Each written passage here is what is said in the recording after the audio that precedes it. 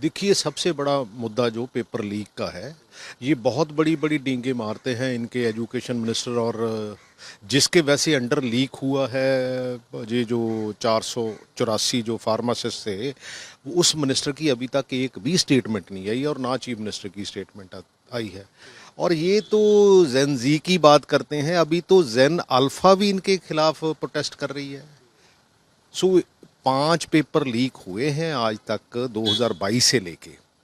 और दूसरी बात है कि जो जथेदार साहब ने कहा था, इन्होंने बिल्कुल उसको उनको डिनाई किया है। 1 महीने के अंदर-अंदर पहले मीटिंग ऑल पार्टी और एसजीपीसी और सिख इंटेलेक्चुअल्स की करनी थी, उनके लिए ये मुनकर हुए हैं। और उसके अलावा मेरा ख्याल है कि जो अमेंडमेंट उन्होंने कही थी, सिर्फ एक पॉइंट को शायद छोड़ के बाकी सबको इन्होंने कहीं ना कहीं उसको जस्टिफाई करने की कोशिश की है। उसके ऊपर ना तो कहीं डिस्कशन हुआ है और ना ही इनकी मंशा है कि ऐसा टकराव जो है वो सिख समुदाय के लिए, पंजाब के लिए और देश की जो मूल रूप की भावना है उसके खिलाफ है। मेरा ख्याल है कि ऐसी बातें नहीं होनी चाहिए। अकाल तख्त ने ये भी कहा था कि जो सिख एमएलए एमपीज हैं वो इस पर अपना समर्थन ना दें जब तक नहीं, फैसला नहीं बिल्कुल समर्थन नहीं देंगे, हम उसका विरोध करेंगे।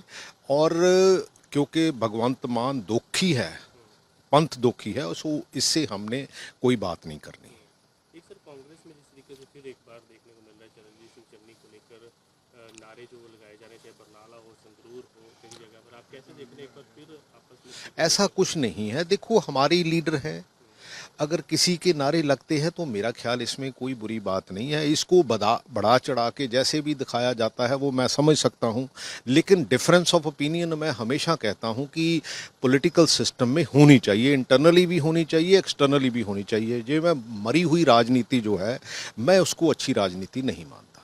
एक सर जिस तरीके से इशू उठाया गया था राम मंदिर का लोकसभा में, राहुल गांधी और कई लोगों के खिलाफ एफआईआर भी वाराणसी में दर्ज हुई है, पप्पू यादव ने प्रेस कॉन्फ्रेंस की, उन पर जुत्ती फेंकी गई है।